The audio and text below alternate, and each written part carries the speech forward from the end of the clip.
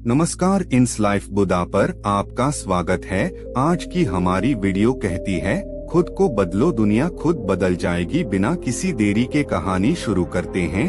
दोस्तों, मनुष्य हो या पशु पक्षी, अपने काम को हमें स्वयं करना चाहिए, क्योंकि जब हम अपना काम किसी दूसरे के भरोसे पर छोड़ देते हैं तो हमें इस बात का हमेशा शक रहता है कि वह काम समय पर पूरा होगा कि नहीं, और अगर होगा भी तो सही ढंग से होगा या नहीं।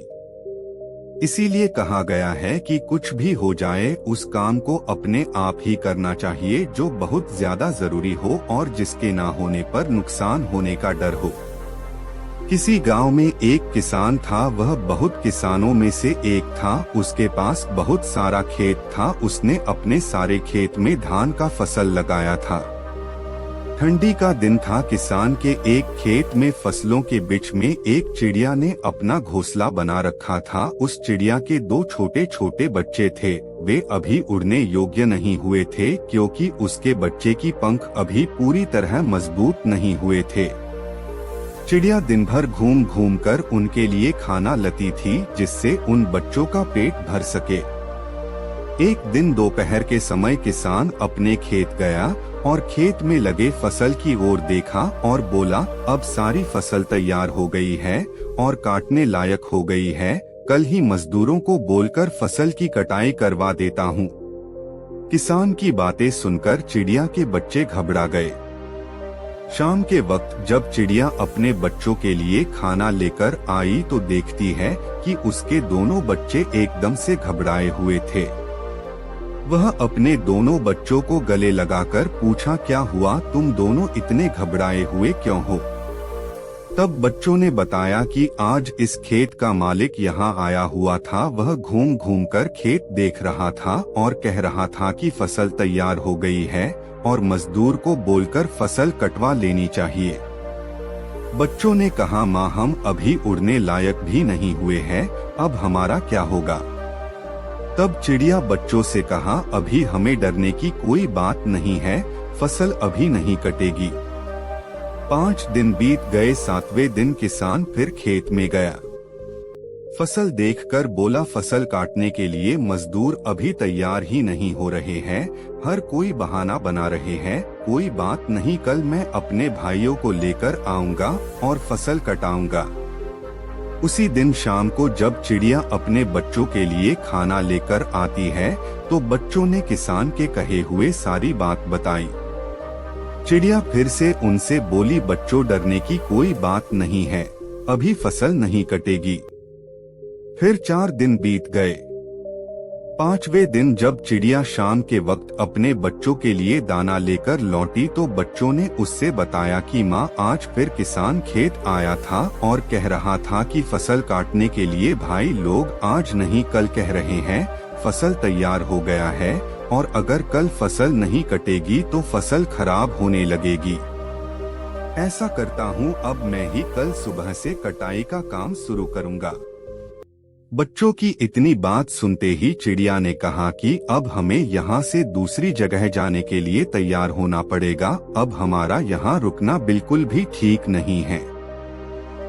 बच्चों ने अपने माँ से पूछा, वह किसान इतना बड़ा खेत अकेले कैसे काटेगा? मजदूर और उनके भाई लोग नहीं आ रहे हैं, तो हमें डरने की क्या बात है? इस पर चिड़िया ने कहा, देखो बच्चों, यहाँ हमें एक सीख मिलती है। अभी वह दूसरे के भरोसे था, अब वह स्वयं अकेले खेत काटने का विचार बना लिया है। और जो लोग अपना काम स्वयं करते हैं उन्हीं का काम पूरा होता है, मतलब कि वही काम ठीक समय पर होता है जो खुद के भरोसे पर किया जाए या स्वयं किया जाए। इसलिए अपना काम स्वयं ही करना चाहिए। अब तुम लोग चलो और तुम्हारे पंख भी मजबूत हो गए हैं और तुम उड़ भी सकते हो। यह कहकर चिड़िया अपने बच्चों के साथ उड़ गई। एक बार एक बच्चे ने अपने पापा से पूछा कि पापा, मेरी लाइफ की क्या वैल्यू है? तभी पापा ने कहा, अगर तुम सच में अपनी जिंदगी की कीमत समझना चाहते हो तो मैं तुम्हें एक पत्थर देता हूँ। एक पत्थर को लेकर मार्केट में चले जाना और अगर कोई इसकी प्राइस पूछे तो कुछ मत कहना, बस अपनी 2 उंगली खड़ी कर देना। वह लड़का मार्केट गया, वह कुछ देर तो वहाँ ऐसे ही बैठा रहा, लेकिन कुछ देर बाद ही एक बूढ़ी औरत उसके पास आई और उस पत्थर का प्राइस पूछने लगी। वह लड़का एकदम चुप रहा, उसने कुछ नहीं कहा और अपनी 2 उंगलियां खड़ी कर दी। तभी वह बूढ़ी औरत बोली, 200 रुपए ठीक है, मैं इस पत्थर को मैं तुमसे खरीद लूंगी। वह बच्चा एकदम से चौंक गया कि एक पत्थर की कीमत 200 रुपए, जो कि पत्थर कहीं पर भी मिल जाते हैं, लेकिन उसका प्राइस 200 रुपए। वह तुरंत अपने पापा के पास गया और बोला, पापा मुझे मार्केट में एक बूढ़ी औरत मिली थी और इस पत्थर के 200 रुपए देने के लिए तैयार थी। पापा ने कहा, इस बार तुम इस पत्थर को म्यूजियम में लेकर जाना और अगर कोई इसका प्राइस पूछे तो कुछ मत कहना, बस अपनी 2 उंगली खड़ी कर देना। वह लड़का म्यूजियम में गया और वहाँ पर एक आदमी की नजर उसके हाथ में रखे पत्थर पर पड़ी और तभी उसने उस पत्थर का प्राइस पूछा। वह बच्चा एकदम चुप रहा और उसने अपनी 2 उंगलियां खड़ी कर दी। तभी वो आदमी बोला, 20,000 रुपए ठीक है, मैं तुम्हें इस पत्थर के 20,000 रुपए देने के लिए तैयार हूँ, तुम इस पत्थर को मुझे दे दो। वह लड़का फिर से चौंक गया और जाकर अपने पापा से कहा कि म्यूजियम में मुझे एक आदमी मिला था और इस पत्थर के 20,000 रुपए देने के लिए तैयार था।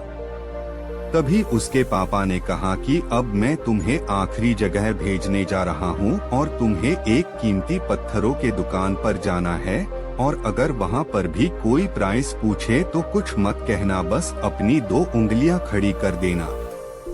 वह लड़का जल्दी से कीमती पत्थरों के दुकान पर गया और उसने देखा कि एक बूढ़ा आदमी था जो काउंटर के पीछे खड़ा था। जैसे ही उस बूढ़े इंसान की नजर उस पत्थर पर पड़ी, वह एकदम से चौंक गया। वह काउंटर से बाहर निकला और तुरंत उस बच्चे के हाथ से उस पत्थर को छीन लिया और बोला, ओ माय गॉड, इस पत्थर की तलाश में मैंने अपनी पूरी जिंदगी गुजार दी, कहाँ से मिला ये पत्थर, क्या प्राइस है इसका, कितना लोगे तुम इस पत्थर के लिए। वह बच्चा तब भी चुप रहा और अपनी 2 उंगलियां खड़ी कर दी। तभी वह बूढ़ा आदमी बोला, कितने, 2 लाख रुपए ठीक है, मैं इसके लिए तुम्हें 2 लाख रुपए देने के लिए तैयार हूँ, प्लीज तुम ये पत्थर मुझे दे दो। उस लड़के को अपनी आंखों पर विश्वास नहीं हो रहा था। वह जल्दी से अपने पापा के पास पहुंचा और बोला, पापा एक बूढ़ा आदमी इसके लिए 2 लाख देने के लिए तैयार है। तभी उसके पापा ने उसको कहा कि क्या अब तुम समझे अपने लाइफ की वैल्यू। आपकी लाइफ की वैल्यू इस बात पर डिपेंड करता है कि आप अपने आप को कहाँ रखते हैं। ये आपको डिसाइड करना है कि आपको 200 रुपए का पत्थर बनना है या फिर 2 लाख का। जिंदगी में कई सारे ऐसे लोग होते हैं जो आपसे बहुत प्यार करते हैं, उनके लिए आप सब कुछ है, और कुछ लोग ऐसे भी होते हैं जो आपको एक वस्तु के रूप में उपयोग करेंगे, उनके लिए आप कुछ भी नहीं हो। ये आपके ऊपर डिपेंड करता है कि आपकी लाइफ की वैल्यू क्या होगी।